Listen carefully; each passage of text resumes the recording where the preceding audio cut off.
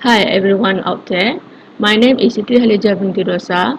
I'm a Google Certified Educator Level 1 and Google Certified Trainer. This time, I want to share about Google Meet. In this 21st century education era, students need to communicate more freely with teachers. I use the Google Meet to hold lectures or discussion online.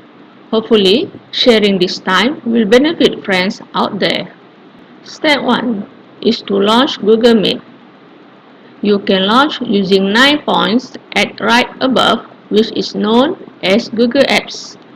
Or just simply type Google Meet at Google Dashboard and click the link. When the Google Meet dashboard is available, enter the meeting code or your nickname to join other sessions. If you want to host the session, enter a name for the session and click continue. Before the session starts, close the mic and camera. Press join now. When ready, click the more button containing the session name and share the information with the students. Students just need to click the link to enter our sessions.